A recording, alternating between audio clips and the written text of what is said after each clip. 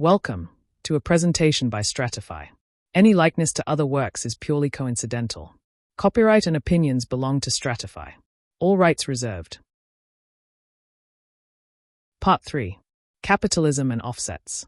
In this short presentation, we cover an overview of capitalism, a note on free markets and legislation with respect to the United Kingdom. Other countries do not need to be told this information. They already know and apply it. The information is not intended to replace the masses of in-depth literature on this subject, but is intended instead to provide a rapid reference.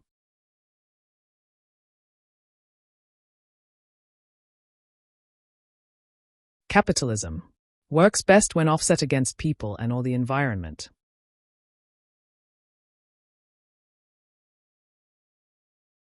In many cases, you make more profit the greater the number and magnitude of the offset you write off against people or waste. A recent example of this is privatized water companies in the UK. It's expensive to process waste, so, if the regulator is absent without leave, then dump waste in the rivers or seas and profit more.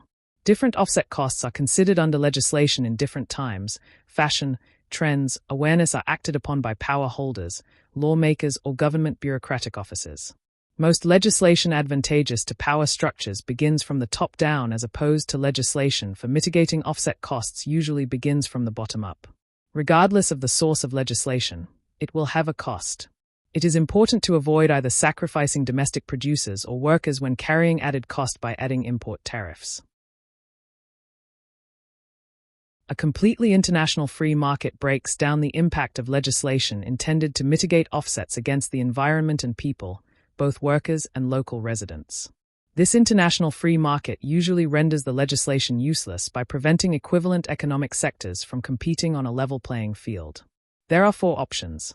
Apply tariffs on imports that don't conform to standards set. Subsidize to cover the cost of legislation. Withdraw from an inefficient market area. This may be correct if the use of desire for a product outweighs the human or environmental costs incurred. The final option is to retrograde legislation and manage the loss of intended benefits of that legislation. Trade between countries should be as free as possible, but in the current thinking, there is form in hiding behind Adam Smith's work, masking ignorant fecklessness as liberalism a justification for doing nothing.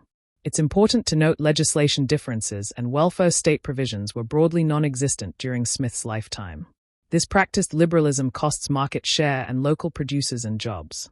The mistake is made by not rapidly and punitively responding to market manipulation by others. Essentially, the government continues to hold a liberal or laissez-faire free market ideology stance in the face of product dumping and at the expense of local businesses and jobs. Trade tariffs should begin as reflective mirror images and change to suit. A solution is, tariffs with high output and dynamic and punitive penalties should be regarded as useful tools. A natural extension to the above is, if terminal decline and markets have been dominated, then there is no local power remaining to affect negotiating position, unless product support and market support is provided at a government level. So, to summarize, capitalism works best when offset against people and/or the environment. Liberal free trade is an ideal of how we want the world to operate. But it isn't realistic to believe this view is universal. It absolutely isn't shared. The reality is, to operate in the modern world is to tend towards free trade, on the provision it works in the local favor with a rapid response of dynamic trade tariffs plus the ability and willingness to apply. This is not merely a useful management tool, but absolutely essential to protect and promote good international trading. A fair but firm policy strategy is required. For example, if the Chinese apply a 100% tax on vehicle imports into China, then similarly a tax should be applied to Chinese produce imported to the UK.